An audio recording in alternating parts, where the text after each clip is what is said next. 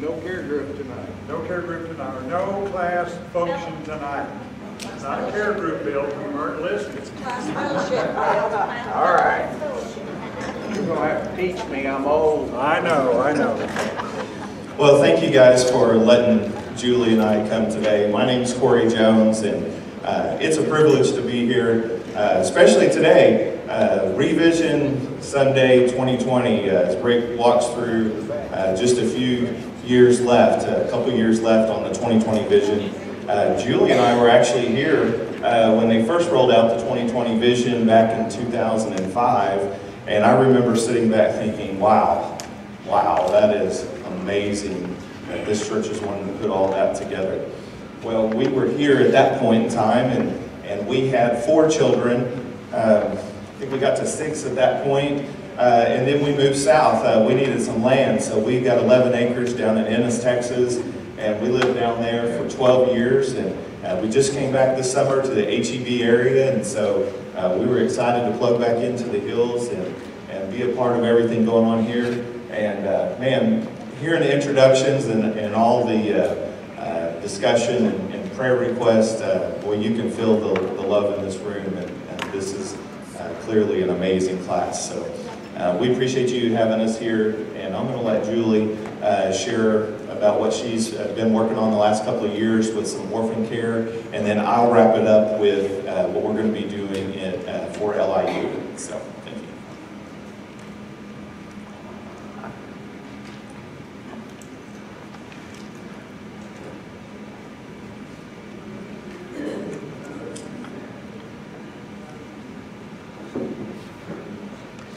While he's getting that ready, I'll just tell you a bit about myself. So I'm Julie, I'm a mom, I have 8 kids. Can you hear me? Okay. I don't know how to turn this thing up. And I'm not very loud, I'm so sorry.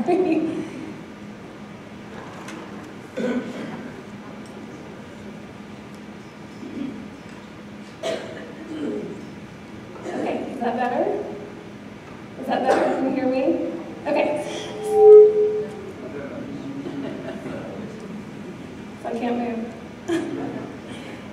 So I'm Julie, I'm a mom, I have 8 kiddos, 6 boys and 2 girls, we have 2 adopted kids, 6 birth kids. And I'm a homeschool mom, we've homeschooled since 2001, so that keeps me a little busy. I'm also a birth doula with a group in Dallas called North Dallas Doula Associates. So I support moms and families through childbirth and through pregnancy, and that's a big joy of mine as well.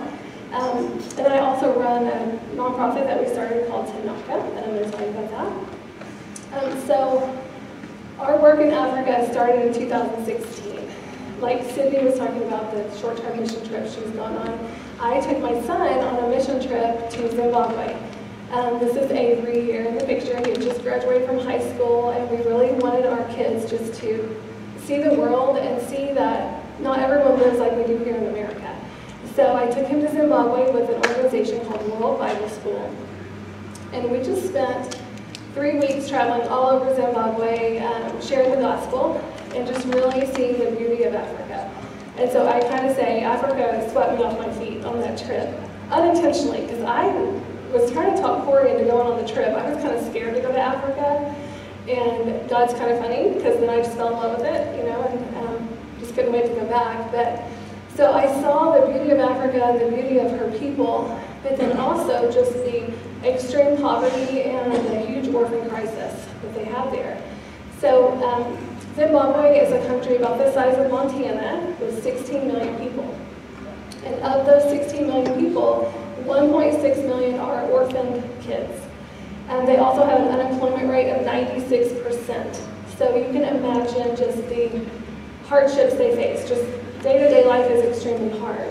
So I came back from that trip just so conflicted, just in love with Africa and the people, and then also saying, okay, God, you've opened my eyes, now what can I do to help? So that's where I was when I came back from that trip. So we were invited to help finish construction on an orphan's home there. It's called Chirero, Home of Hope, and I'll just give you a little bit of history. In 2002, the government in Zimbabwe gave 200 acres to the Church of Christ in Zimbabwe with the intent that they would build a medical clinic surrounding area. They would build a church building there and an orphan home. In 2007, the clinic and the church were completed, and the orphan's home was partially completed. But because of their economic issues, they couldn't finish the orphan's home. So when I met these wonderful people in 2016, they just said, "We can see you have a heart for children. Do you want to help us finish this orphanage?" It was $20,000, which to me sounded like a huge amount of money. And I was thinking, how in the world are we going to do that? But I came home and told Corey about it, and he just said, "Yeah, let's do it."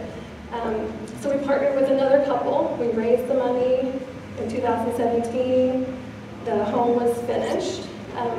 And then Corey and I decided to start a nonprofit. So we named the nonprofit Tanaka, and that means we are blessed in the Shona language, which that's the main tribal language of Zimbabwe. And I chose that name because I feel like God has blessed us so much here, not just so we can have fun and entertain ourselves, but so we can bless others. So that name means a lot to me, because I feel like we're blessed so we can be a blessing. And the purpose of Tanaka was just to raise funds to pay for monthly expenses for the kids to live in this home. It takes money to raise kids, so we needed money coming in monthly to care for these children. In 2018, we were super excited that we raised enough money. We had enough coming in to move the kids into the home at that time. So the name of the home is Chirero, Home of Hope. There are 20 children who live there, ages 5 to 10. The house parents are Peter and Sarah, and they're just beautiful people. They nurture these kids, they love them. They're kind of like grandparents for all 20 of these kids. And we are really blessed that we're fully funded in that home for 2019, so we're super excited about that. The children are going to school consistently, which is really important to us.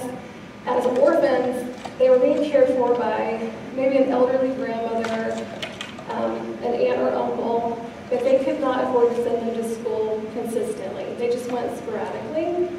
So it was important for us that all the kids are enrolled in school and going every day. So that is happening. We're really excited about that. They're being nurtured and loved in a Christian environment. We want them to know that they may not have an earthly father, but they have a heavenly father, and so that's important for them to be taught that as well. So these kids are happy and they're thriving. This picture here, this was in August 2018 when I was there with my mom. This is the church building, and you can see it's just dirt floor, bare walls, but the kids are happy. They're being loved and cared for, 3 meals a day. I do want to tell you a story of one of our little girls. So most of these kids have been orphaned because of HIV. So HIV/AIDS has just ravaged their parents' generation. So my generation is just kind of wiped out. So one thing that was a priority is when the kids moved into the home, we had to get them all tested for HIV. Because I knew if several of them had it, that changes the level of care that we would need to give. So thankfully, 19 of them tested negative. One little girl tested positive. So while we were rejoicing that 19 tested negative, I was devastated that this one little girl, I felt like it was a death sentence for her. But when I was there in August, I was talking to the head of the clinic, and I just said, "How is she doing? I want to look at her chart. I want to see her numbers." And he said, "She's doing remarkably well. The new medications they have that the government provides, they really help these kids grow up and live a healthy life." So her viral count was so low that he said she can grow up and get married, she can have children, and not pass HIV on to her kids. So I didn't know that was even possible. So I'm just really excited about that. So, okay. Here's a little video just of the kids playing outside. You can see the home there in the background.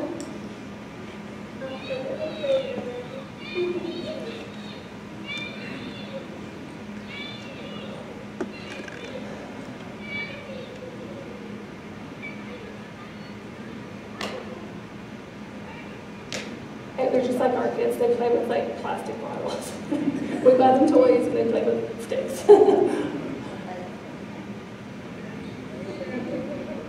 And that's the house mother there jumping, and the 2 of the little helpers help with that.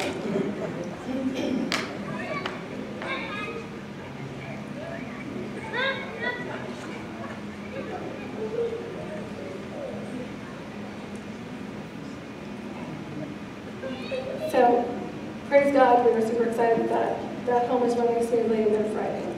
So last spring, I was contacted by a young man in Uganda named Mbale. You can see him there. He is so precious. He is an orphan himself, so he just has a heart for kids who are growing up like he did. And so he has taken in all these kids to help them over the years. So when he reached out to me, he was caring for 23 children by himself. You know, he has a 7th grade education, he's working as a tailor, and he was just doing everything he could to take care of these kids. So he reached out to our organization and said, can you help us?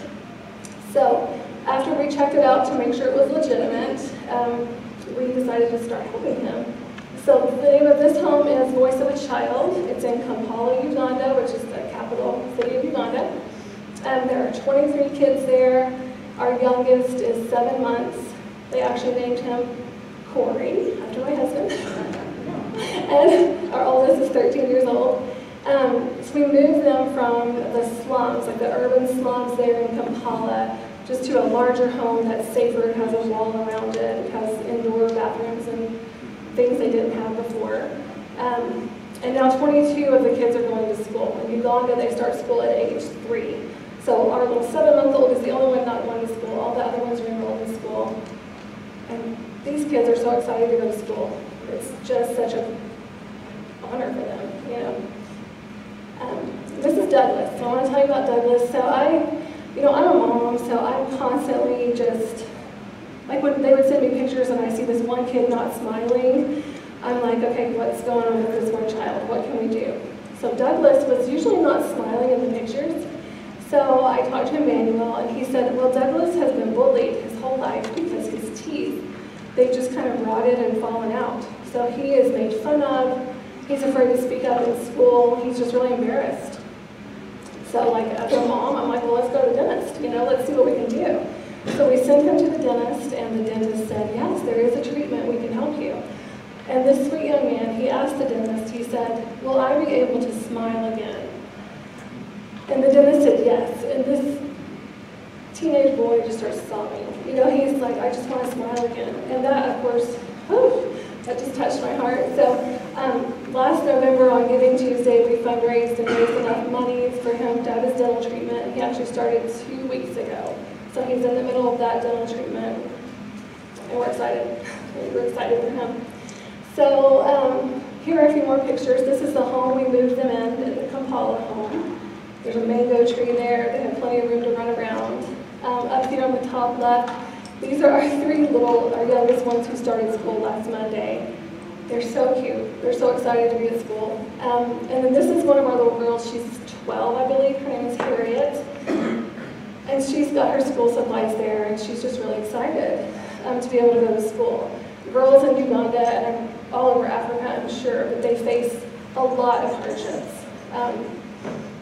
Rape, just abuse even, it's just across the board. Trafficking is, they have to do things to have money. So we have thankfully been able to lift her and the other girls out of that situation. So that's a little bit about our organization, what we do, and really our goal for these kids is generational change. We're not interested in just feeding a child. Although, as a mom, I'm very happy that they have food in their tummies. I'm very happy that they have a bed to sleep on and blankets at night. But what I'm mostly excited about is that they're getting an education, which we feel like is the key to lifting them out of this cycle of poverty. And also Jesus. Education and Jesus are the things that we're mostly excited about to give them. So really our vision is that these kids will go all the way through school, go to secondary school, and if they're able to pass the exams, that they would go to university. The ones who are not able to, we want them to learn a trade, learn a skill, so they can support themselves and support their families. So that's what I've been doing the last 2 years. So we'll show you a quick video about LIU, and then I'm going to hand it over to Corey.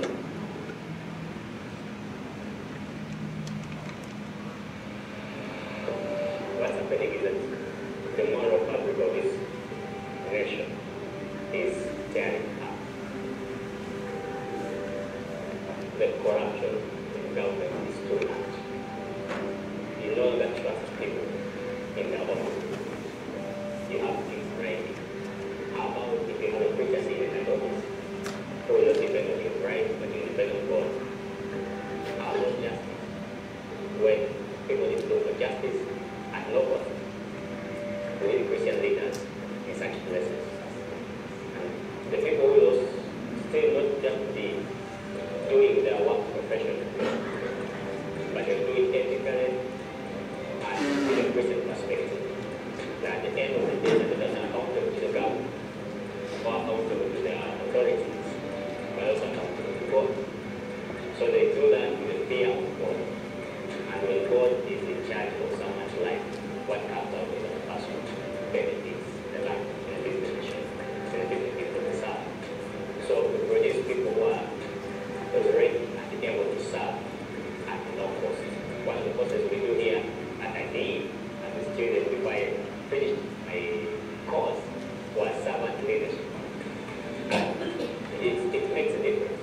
You know that you're going out there, not as a professional alone, but also as a person whom God has put there to stand for God and also represent Him in that office.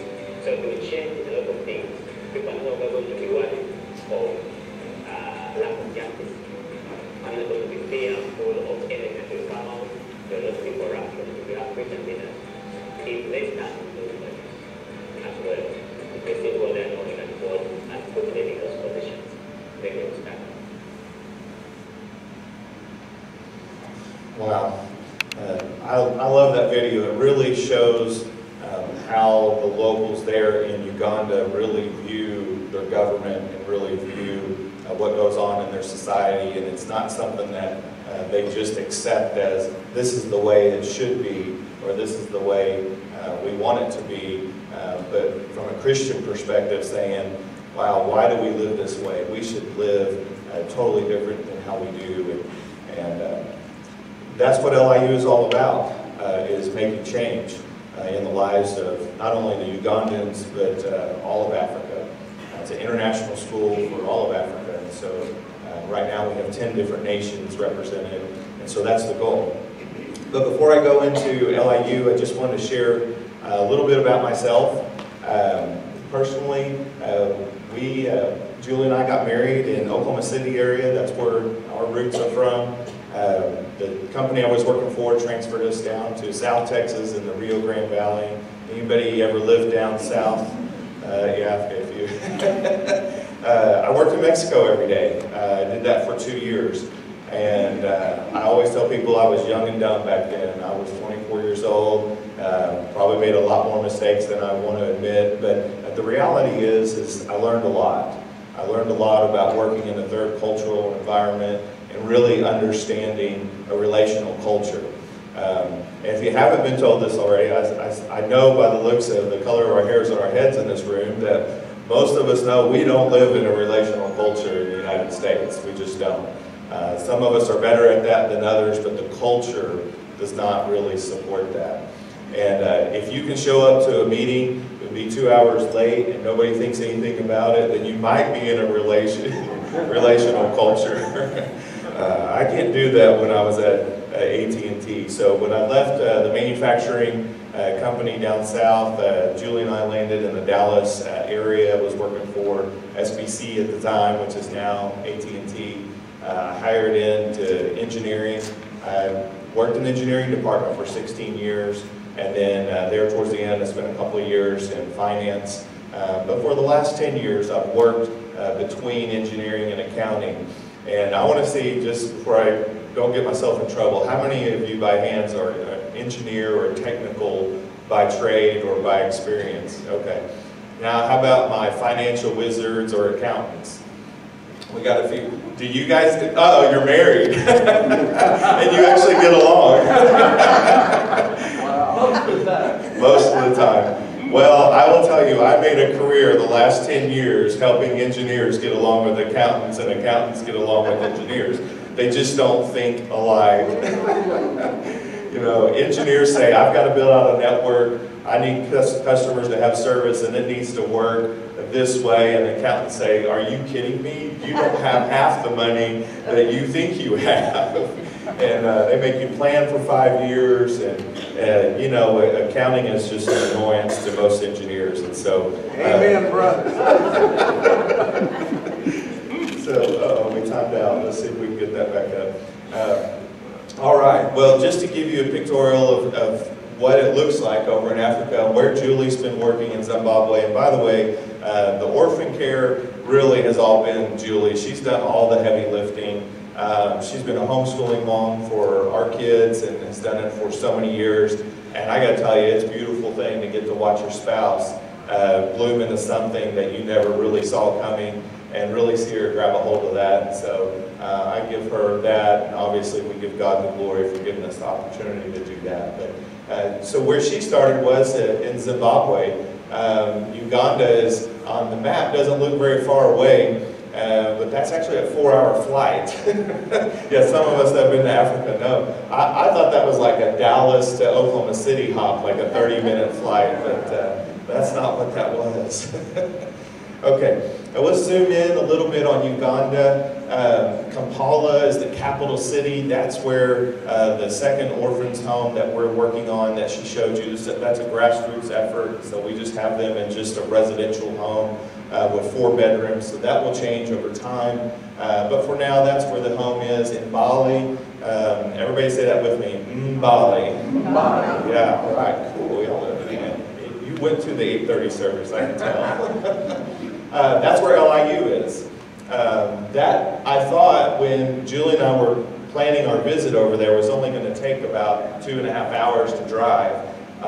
It's 5 to 8 hours, maybe 12, depending on if you're in the rainy season or not. And so if you have a connecting flight, just be careful you're not going to just drop in on LIU.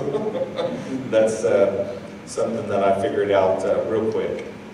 So just to give you a little bit more background, if you go back one slide so I can talk about this. Skipped over a piece there. So when Julie was working on the Ugandan home, we actually ran into Rick Truell. And it was really not through the hills, it was through a friend of ours that had gone on a WBS campaign with Julie.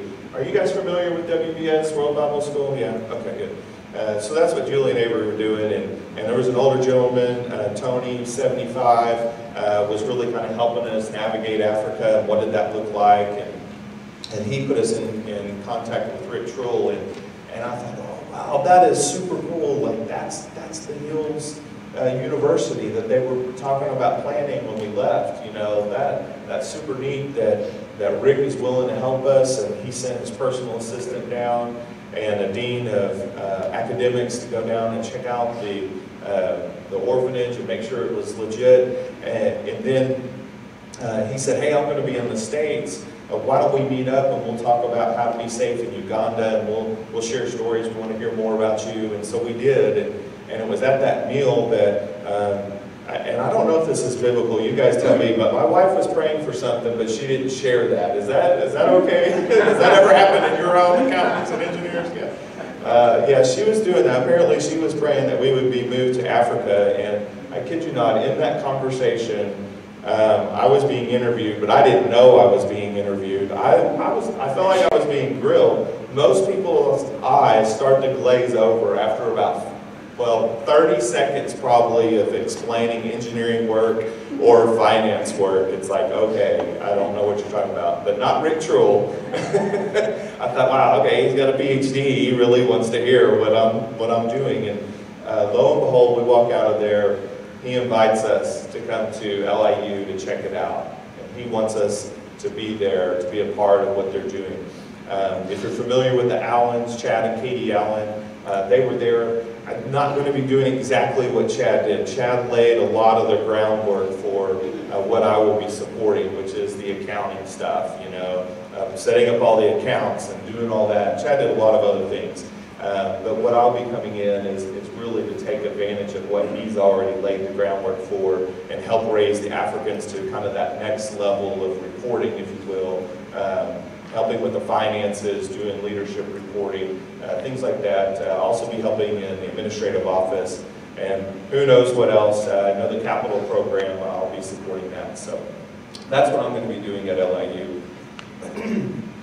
The next slide here, this was an aha moment for me. I don't know about you guys, but when I was in the 5th grade and I was looking at that map, Africa never looked that big. It never did. And I know the writing is small, so I'll read them out to you. But in this map of Africa, the outline there, you've got the United States, you've got China, you've got the UK, you've got India, you've got Eastern Europe, you've got France, you've got Spain, and on and on and on. And this is Africa. That's how large it is. I thought, man, that makes so much sense. It took us 8 hours to fly from Arab Emirates down to Entebbe. That's not even all the way to South Africa. It took us 8 hours of flying at 836 miles an hour, and we didn't even get down to South Africa.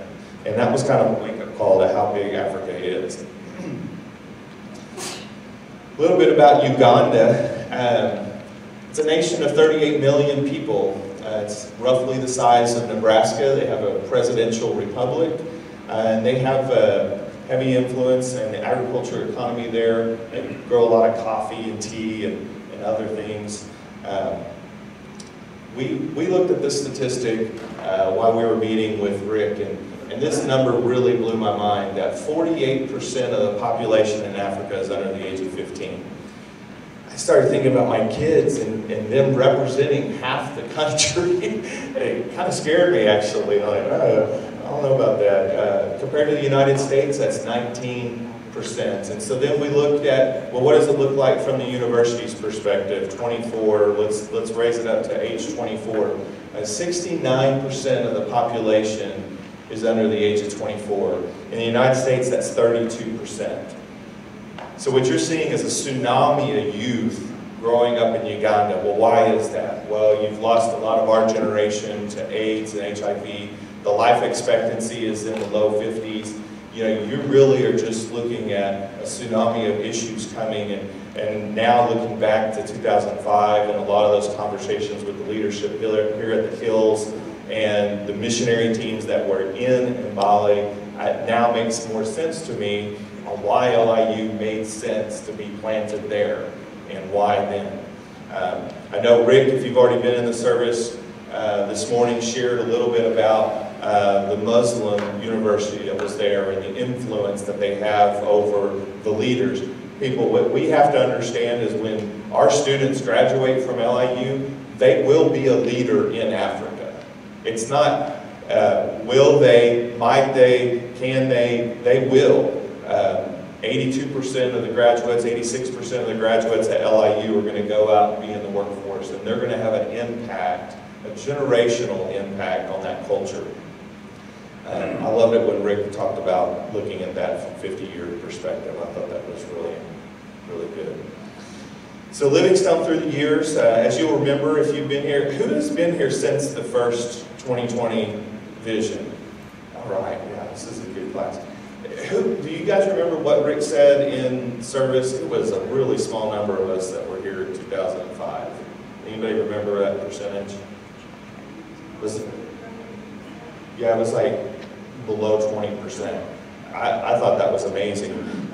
So how about 2012? How many of us were here at the Hills in 2012? All right, cool. So you were probably here when they opened the doors up at the university. That was an exciting time, I know for sure. We weren't even here at the Hills, and we were excited for the Hills. We were down south. The first graduation, they're on a 3-year program. They've got one degree that goes 4 years. The others are 3 years. That's based on the culture there in the UK and their degree programs. So they have a 3-year program. So in 2015, that's why you're seeing your first graduation class. They had 27 graduates. In 2017, they've got 41. Next year in the fall, they'll have the largest graduation class at 78, and we'll be moving to the new campus. And so it's exciting times when we look at the enrollment growth. In 2012, we had 29. 2 years later, in 14, you've got 114 students enrolled, and last year they had 287. Now that was max capacity. When we went to visit, we were on the campus that they were renting. They were renting the campus from the Messiah Technical Institute, or Theological Institute, sorry. And that campus could not hold anymore. And so that was why they went into a big capital push campaign. I mean, it's only been 6 years. It's only been 6 years. So this wasn't something that everybody's had plenty of time to save for and get everything in order. This was, oh my gosh, we're growing really quick. We have to build that campus quickly. And so that's what they've been doing. They've been building up the dorms and building out the classes, and we'll show you some pictures of that in just a minute. We've got 5 bachelor's degrees, business administration, Christian ministry, communications and media, IT, and education. And those will expand over time as the university grows.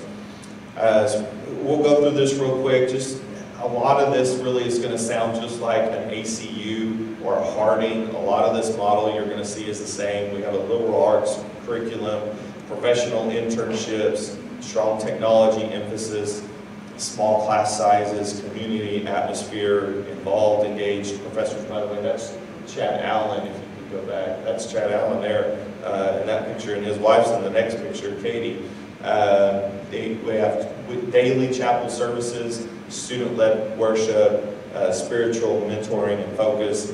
And let me tell you, we were just there for a few days, and it is really a sweet place to be. The Africans are super, super kind. Julie and I meet with Beverly Ross, if you know her. I know she's done some women's teaching here at the Hills. And you know, I told her, I said, you know, one of the things that I really need to be grounded on is how to be more kind.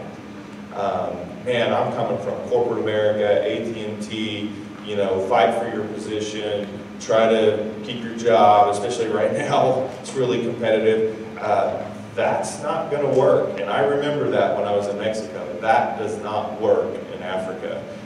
It's very difficult to transition when you've been working in America to really understand what it's like there. And so, anyway, annually we have 60 to 70,000 students in Uganda that qualify for the university. At most, you have 25,000 actually attend. And really this is due to the number of institutions and the financial capability that they have. That's compared to about 66% of who goes to the university in the States.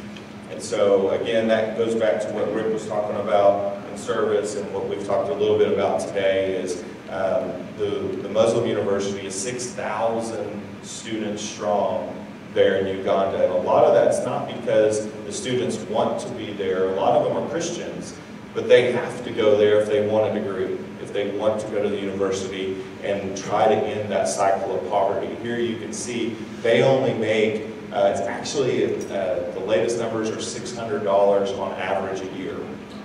Okay, that's peanuts. And we're close to Mexico, so I talk a lot about Mexico. I was there, I used to think we would shop in Mexico because everything would be cheaper. Wrong. They come to the States, they shop at our malls, they shop at our stores.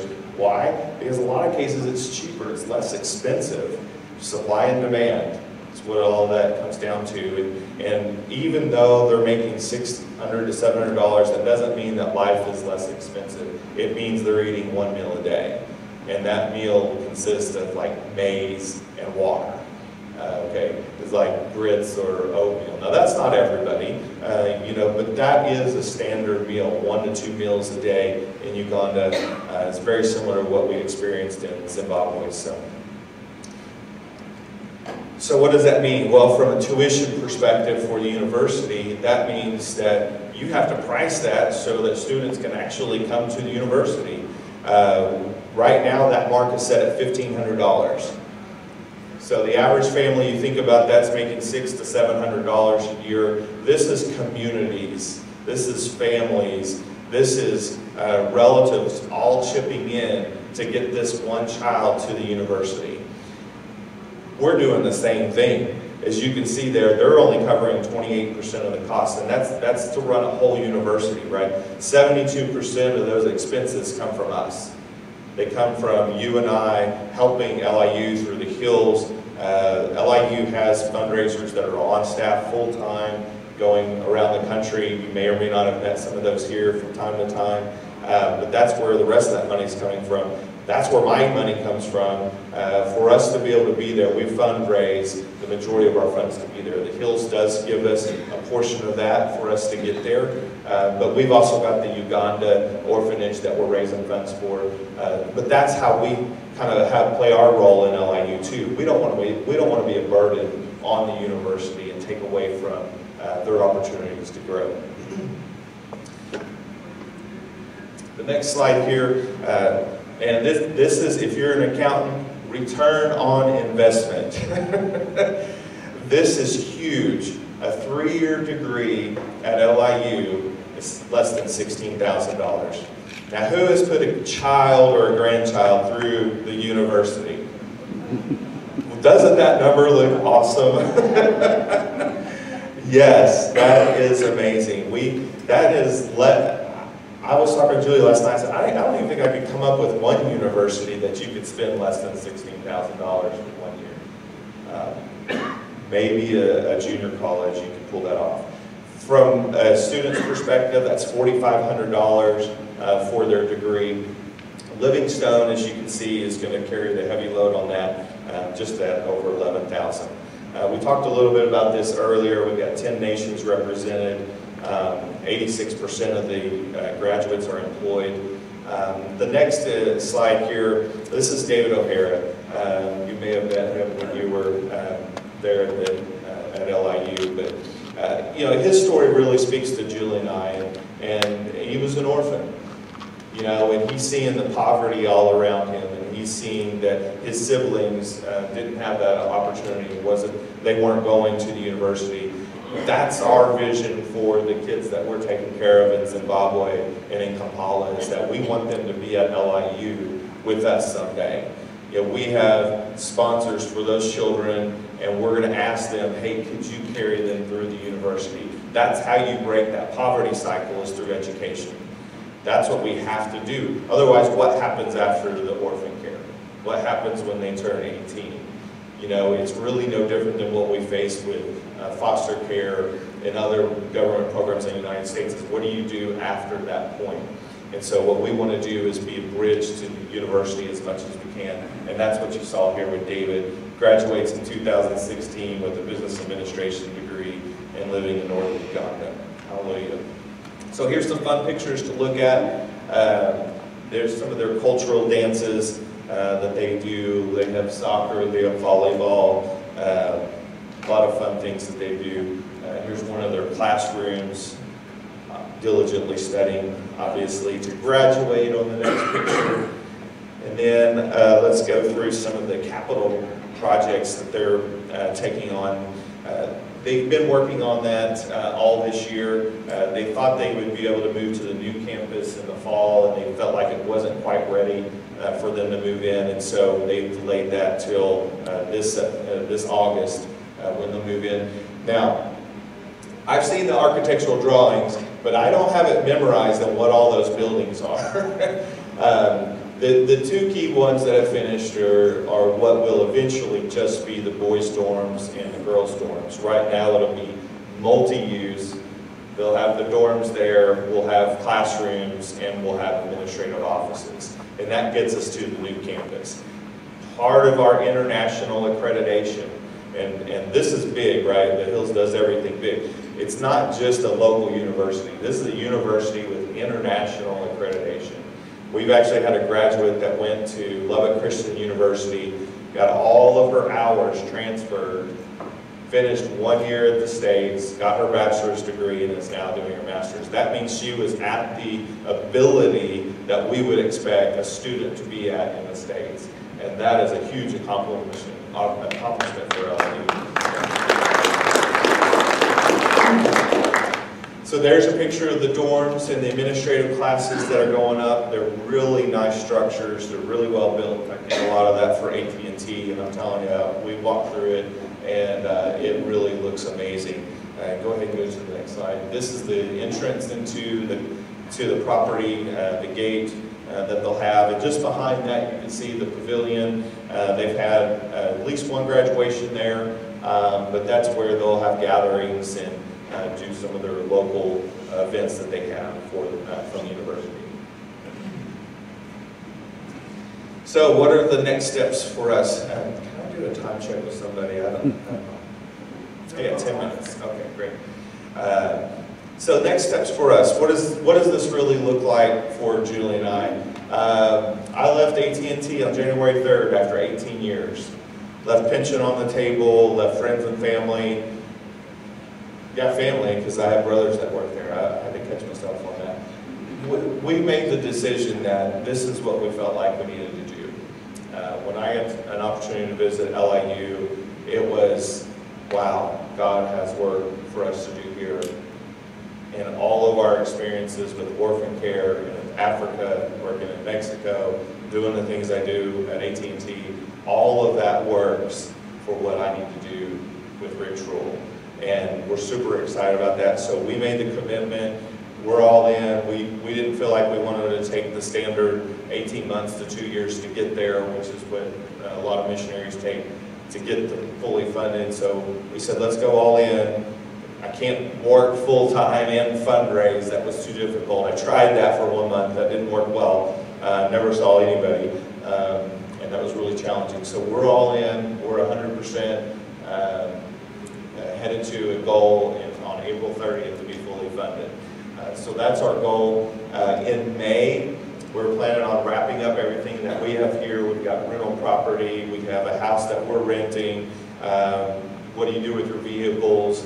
What do you do with the 4 children that are staying behind? Are they settled? You know, all those things that you can imagine picking up and leaving. We're going to try to get that all done in May. In June, we'll go to cultural training. I'm not going to cheat my kids out of understanding what they need to know. We are too smart now as missionaries and friends of missionary families that have seen the struggles that we have with our children when they go with us. And so we're going to make sure that they have the training and the knowledge and the emotional speak, right?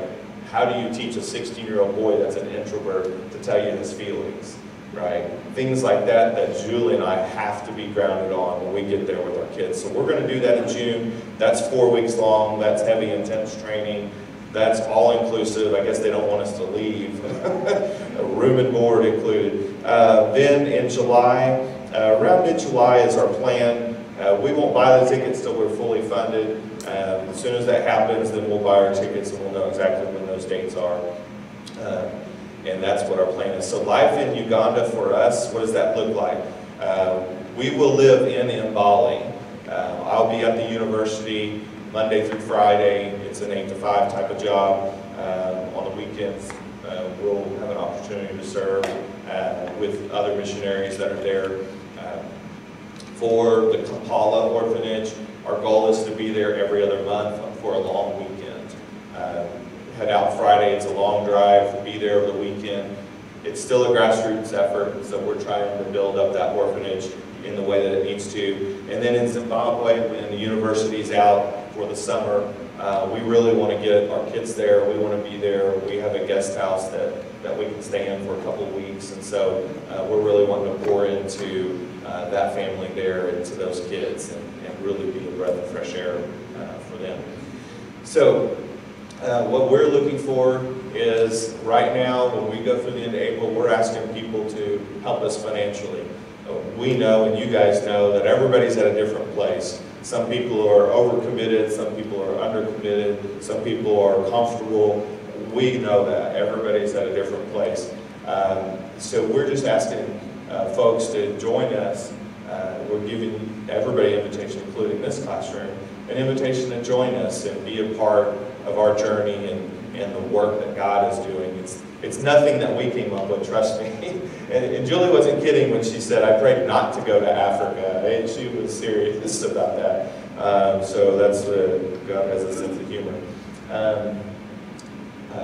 Gay and Scott asked us to bring some specific dollars, and what does that look like? On the left side, these are like our launch costs. If you've been in mission work and you've sent missionaries overseas, if you haven't, some of these numbers are kind of scary. Cultural training for $17,000. That's how much it's going to cost for us to train all of us to be prepared to be in Africa. When you break that down, after 6 kids, that's about $2,000 each. That is a good price for what we're about to go up against. A vehicle there, vehicles are very expensive. They all come from Japan. All the odometers get rolled back. You have no clue how many miles are on any vehicle.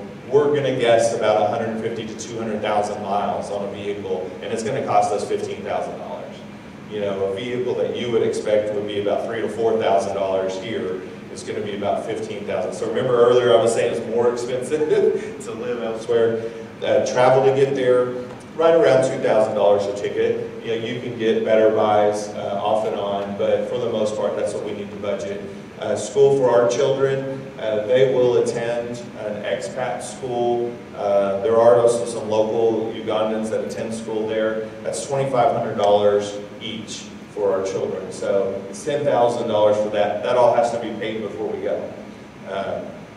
Rent, usually, as we understand it, you have to have 6 months to a year on day one. So you have to have all of those. You can't, it's not like a lot of the things that we have here, right, where I'm paying my vehicle out every month or I'm paying out the rent every month. These are costs that's not an option. You have to pay all up front. LIU tools and office supplies, laptop, projector, monitor, all that stuff. Again, I don't want to be a burden on LIU, so I want to go ahead and raise what we need to be successful there so that I can be a help to the university and not take away. The Uganda permits, just under $1,700. And then I broke it out more of a cost by month. School for our children, that's $850 a month. Rent is $800, food is $700, utilities are $450. The vehicle fuel, it's $3 a liter in Africa or inUganda, so it's expensive, worse than California. Medical will be around $300, and then I added in there if you are interested in sponsoring a child from Kampala. We don't have any of those children sponsored yet. We really just brought it all together and said we just need to come up with one number. And so we didn't do a lot of the things that we would do to raise money for the orphans individually. But if that's something that you're interested in, you can do that as well. And we only put one family with one child. So if you tell us that you want to sponsor a child, that's it. You're the only one. So a little pressure there that I felt from others is, you know, that means if you don't give, then that child doesn't have, and so that's what happens. Partner with us financially. How do you do that? I think, did we pass a sheet around? Okay. We'll put a clipboard, I think, okay, on the table back there so everybody can sign up.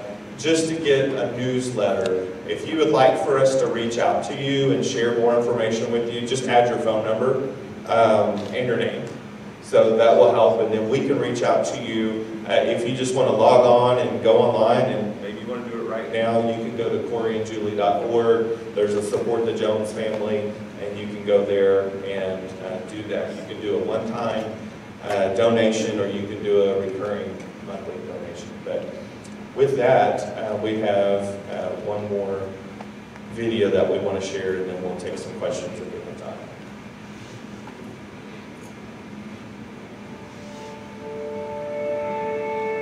Dear beloved friend, many of you never expected me to succeed. Because of Livingstone International University, my future is bright and calm. My joy, happiness, and dreams have been restored. Classes and courses are sometimes challenging, but I'm determined and confident I will succeed. My professors are proud to me. They nurture me academically, socially, and spiritually.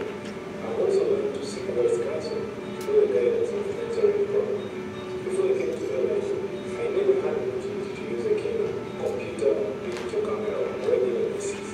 Now, daily hands-on experience brings life to my studies. Because of the generosity, my life has been transformed. I hope to continue to learn, to grow spiritually, and positively impact my family, community, and country. I promise to continue to give you my best, but we cannot do this alone. Our university is growing